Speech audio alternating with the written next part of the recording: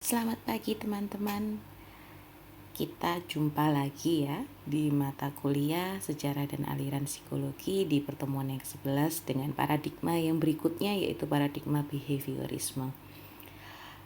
Kita langsung saja bahas tentang behaviorisme ya. Sebelumnya kan kita gestalt. Nah, sekarang kita ke behaviorisme.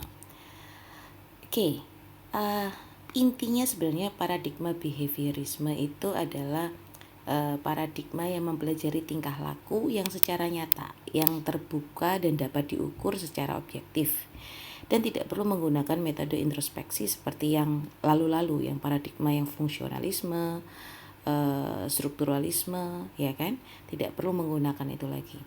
Jadi paradigma behaviorisme ini lebih objektif, dalam arti begini, apa yang tampak yaitu yang dipelajari, apa yang tampak itu yang dimaksudkan gitu ya. Nah, paradigma behaviorisme ini yang juga disebut dengan teori belajar, yang ada kaitannya dengan teori belajar ya. Proses belajar serta peranan lingkungan yang merupakan kondisi langsung belajar dalam menjelaskan perilaku.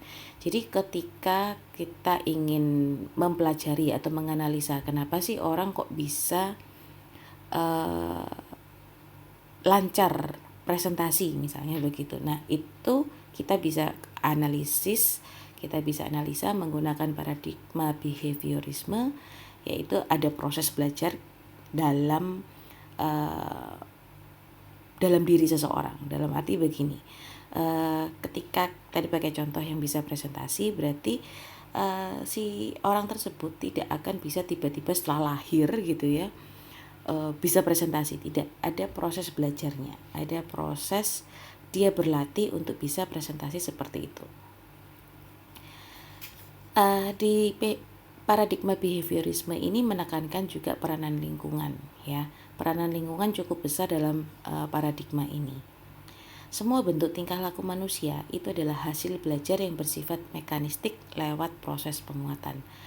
Behavioristik ini atau behaviorisme ini sering disebut juga sebagai paradigma yang mengatakan bahwa manusia itu robot, bahwa kalau di setting seperti ini nanti hasilnya seperti ini.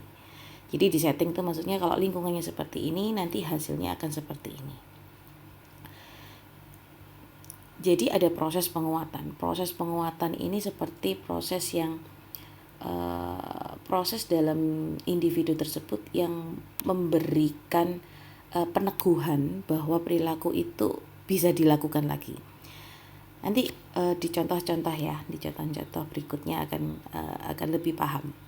Pendekatan behavioristik terhadap kepribadian memiliki dua asumsi dasar, yaitu yang pertama, perilaku harus dijelaskan dalam pengaruh kausal lingkungan terhadap diri individu.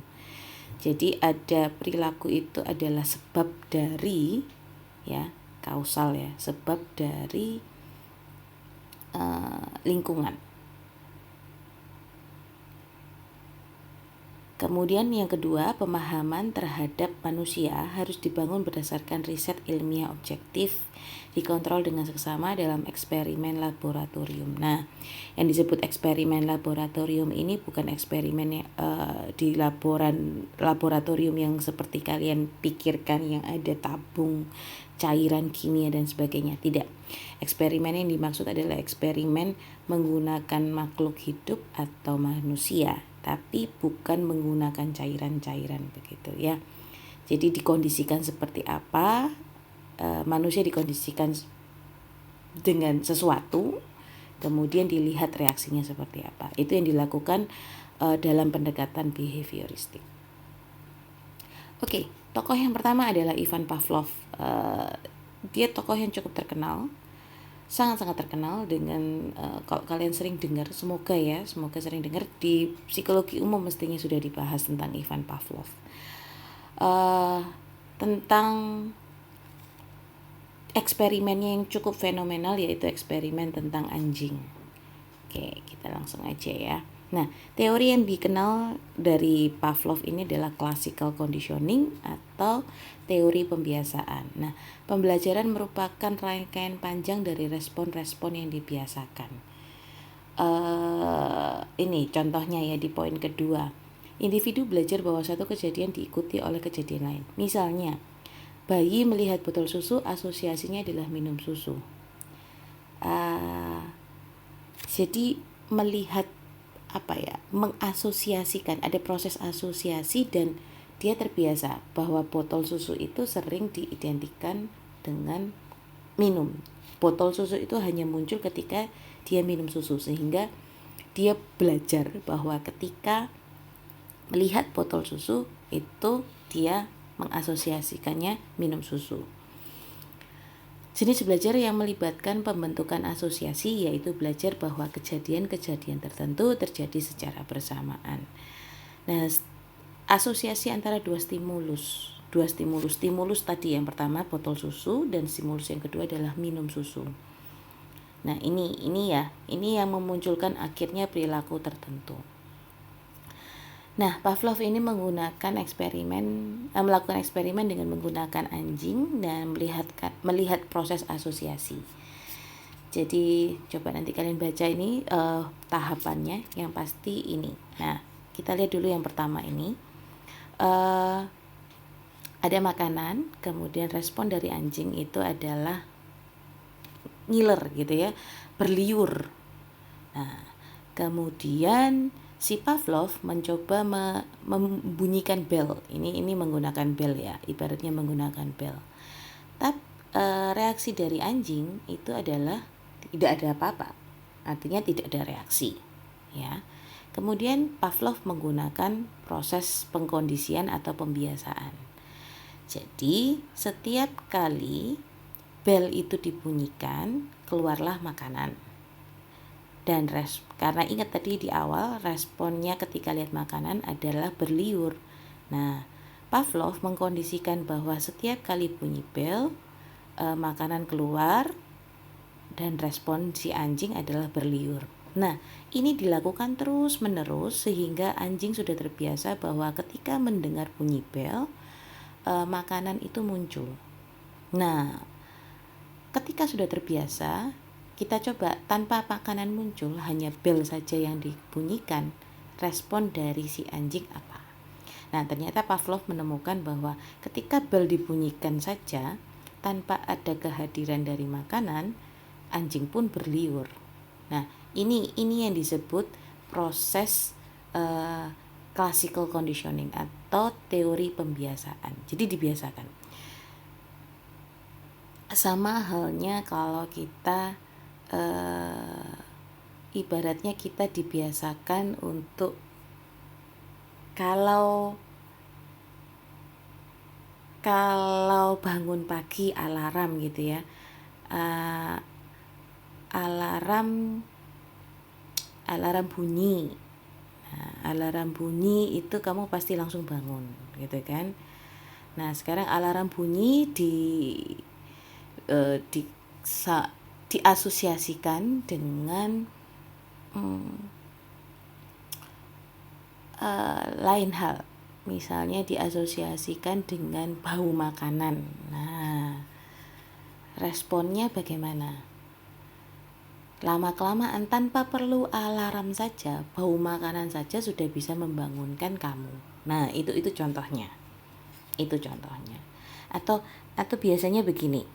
Alarm ya, masih dengan alarm dengan cahaya matahari. Nah, itu juga sekarang kamu terbiasa sekarang alarm dengan cahaya matahari itu muncul bersamaan, ya kan? Nah, lama-kelamaan kamu mencoba alarmnya kamu matikan, dengan matahari muncul saja kamu sudah terbiasa untuk bangun. Oke, itu dari Pavlov. Nanti kalau rincinya, step-stepnya tadi yang saya jelaskan, saya ceritakan, bisa lihat di sini ya. Oke, kita lanjut ke Watson ya. Watson ini tokoh juga kita sebut bapak behaviorisme ya. Kalau Pavlov itu yang memberikan pengaruh, jadi tidak disebut behavioris foundernya ya, tapi yang lebih cocok disebut bapak behaviorisme itu Watson, John B. Watson. Menurut Watson, hampir semua perilaku itu hasil dari pengkondisian dan lingkungan membentuk perilaku kita dengan memperkuat kebiasaan tersebut. Nah, memperkuat ini yang disebut yang ditekankan sama Watson. Ada stimulus berarti ada respon. Bukan karena naluri, tetapi karena adanya stimulus dan respon. Nah, bedanya begini.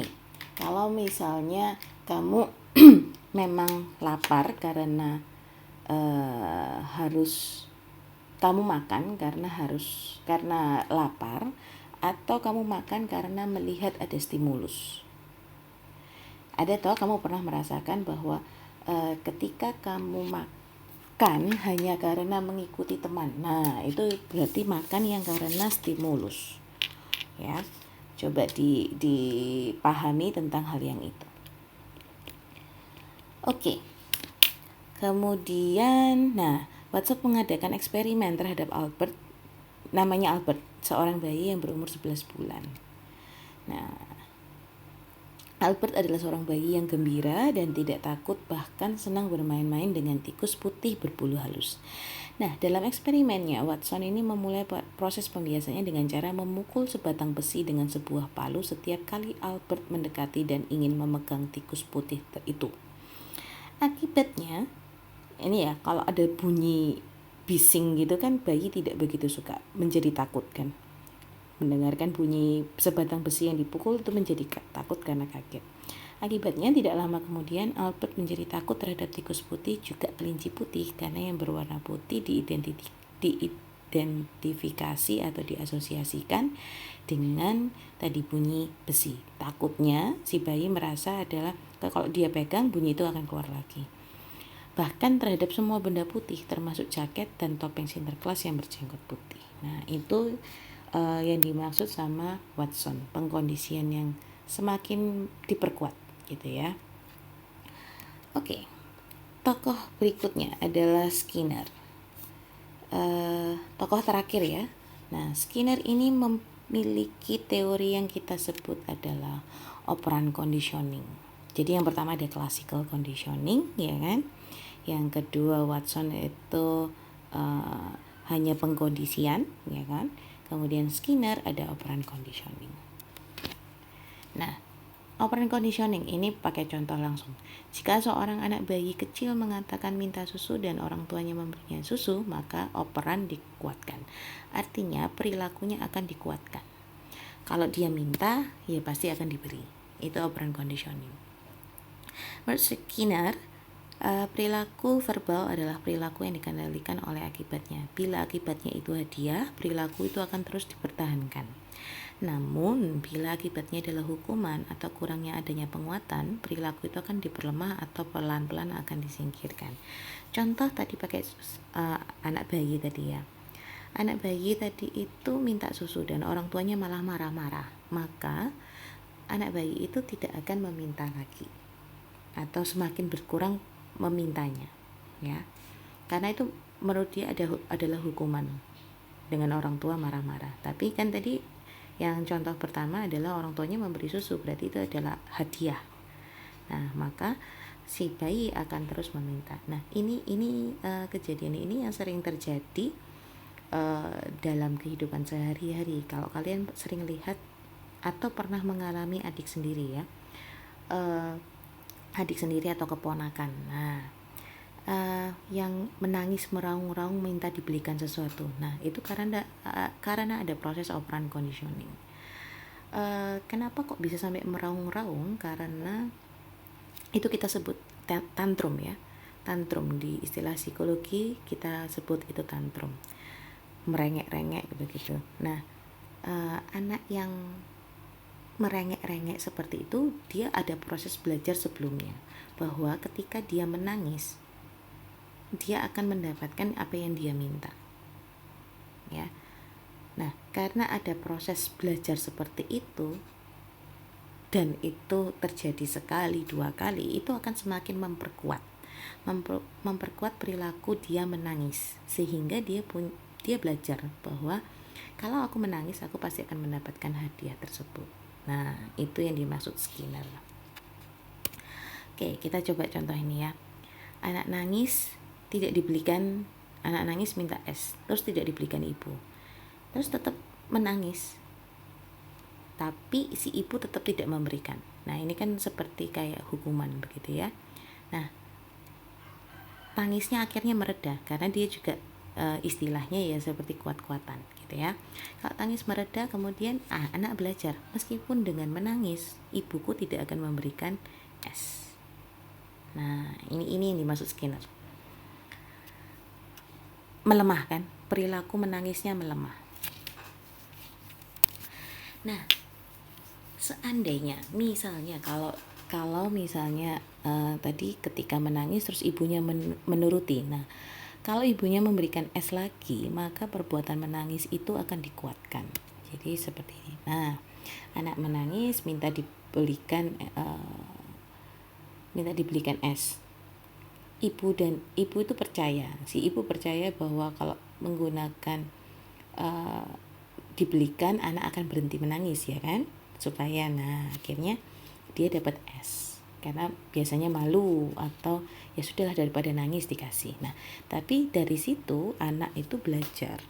Si anak belajar bahwa kalau menangis aku akan mendapatkan. Nah, itu yang dimaksud Skinner ya. Oh, ternyata sudah selesai. Semoga ini materi behaviorisme ini cukup sederhana dan sangat aplikatif dalam keseharian kita. Coba kalian cari dari pengalaman pribadi kalian, manakah yang bisa kalian analisa menggunakan paradigma behaviorisme. Cari satu saja pengalaman. Mungkin kalian pernah mengalami proses tantrum saat kecil, tantrum tadi ingat ya, tadi yang merengek-rengek, atau sampai sekarang pun misalnya ya, boleh misalnya sekarang waktu ketika sama pacar, adakah proses belajar dengan pengkondisian seperti ini? Akhirnya kamu mengikuti ada proses belajar baru, ada perilaku baru yang muncul. Coba perilaku tadi kalian buat dalam video, boleh dengan hanya penjelasan pengalamanmu seperti apa, atau boleh dengan reka ulang, mau pakai TikTok juga boleh. Jadi terserah kalian modelnya seperti apa. Intinya dalam video durasi 1 menit ya, durasinya 1 menit dan diupload di media sosial kalian. Apapun itu, mau tentang kalian, pengalaman kalian tentang behaviorisme, misalnya yang berhubungan dengan bermain game, boleh saja ya. Oke, kalau ada yang mau ditanyakan silakan tulis di forum diskusi. Mohon maaf yang kemarin agak terlambat, saya bukan agak terlambat ya, terlambat sekali untuk menjawabnya.